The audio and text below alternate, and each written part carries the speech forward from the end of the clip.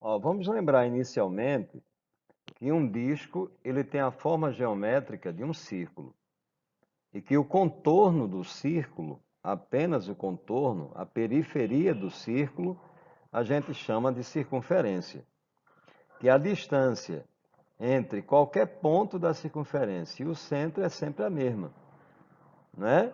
E que essa distância a gente chama de raio, é o raio da circunferência, tá? Agora, quando o segmento ele liga dois pontos diferentes da circunferência, a gente chama esse segmento de corda. E quando essa corda passa exatamente pelo centro da circunferência, ela é o diâmetro da circunferência, tá? E o diâmetro, ele tem um comprimento correspondente ao dobro do raio daquela circunferência. Bem, quando o corpo realiza, ou quando o corpo se movimenta, tá? Sobre uma trajetória que tem a forma de uma circunferência, a gente diz que aquele corpo está realizando um movimento circular. Deveria ser chamado de movimento circunferencial, né?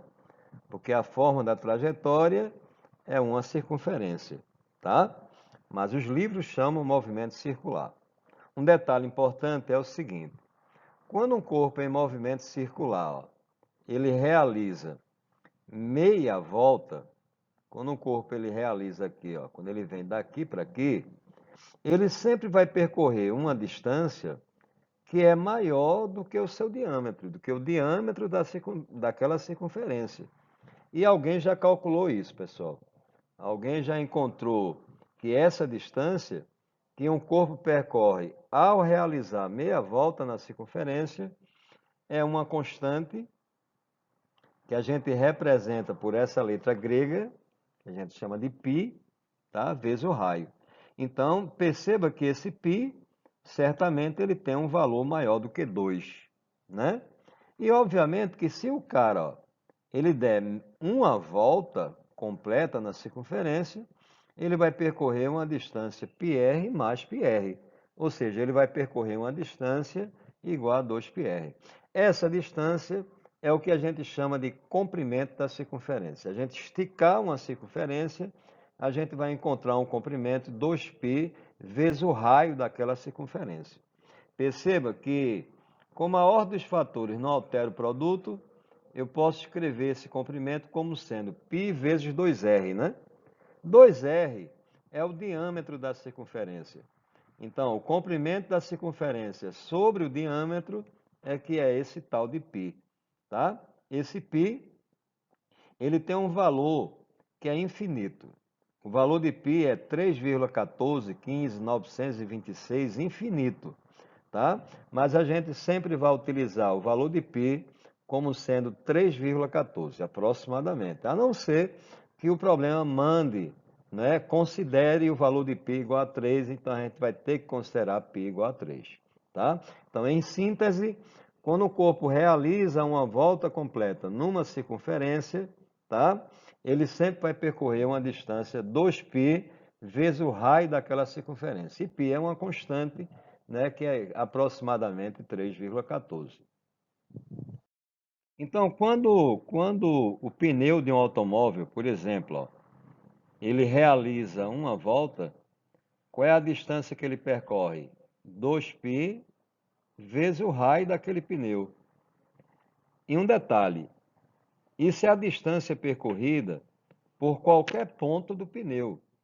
Se eu pego aqui um ponto periférico, ó, a distância que esse ponto percorreu foi 2π vezes o raio daquele pneu, daquela roda, tá? Daquela circunferência, que vai ser exatamente igual à distância percorrida por esse ponto, por exemplo. Ó. Esse ponto percorreu uma distância igual a 2π vezes o raio daquele pneu, tá? Obviamente que se o pneu der duas voltas, qual vai ser a distância que ele vai percorrer? Ora, ele vai percorrer uma distância duas vezes maior do que essa. Aqui ele deu uma volta, ó, tá? Ele completou uma volta. Ao completar a segunda volta, ele terá percorrido uma distância duas vezes maior do que 2πr. Então, se um pneu realiza 1000 voltas, Qual vai ser a distância percorrida pelo pneu? 1000 vezes 2πr. N voltas, N vezes 2πr. Agora, um detalhe importantíssimo, pessoal, é que a distância percorrida pelo pneu ou por qualquer ponto do pneu é a mesma distância percorrida pelo automóvel, por exemplo, independentemente da forma da trajetória do automóvel, e independentemente do tipo de movimento que o automóvel realizar, seja um movimento uniforme ou seja um movimento variado, vamos falar sobre isso, tá bom? Então vejamos aqui esse exemplo. Um automóvel realiza um movimento circular uniforme numa trajetória de raio 40 metros. Sabendo que o raio de seus pneus é igual a 40 centímetros, determina a quantidade de voltas que cada pneu realiza em cada volta dada pelo automóvel, tá? E aí a gente já sabe, né, pessoal? Tá? A distância que o automóvel percorre num determinado intervalo de tempo é exatamente igual à distância percorrida pelos seus pneus, tá? Então, a distância percorrida pelos seus pneus é exatamente igual à distância percorrida pelo automóvel. Bem, a distância percorrida pelos pneus vai ser N vezes 2π vezes o raio de cada pneu. E a distância percorrida pelo automóvel em cada volta vai ser 2π vezes o raio da trajetória. Então, eu posso cortar aqui 2 por 2, π por π. N vai ser R, que é o raio da trajetória, 40 metros, sobre o raio de cada roda, que é 40 centímetros, mas que eu tenho que converter para metro, né, para eu cortar aqui. Então, 40 sobre 0,4 é igual a 100 voltas. Então, em cada volta que o automóvel der aqui nessa trajetória, os pneus terão dado 100 voltas, tá bom?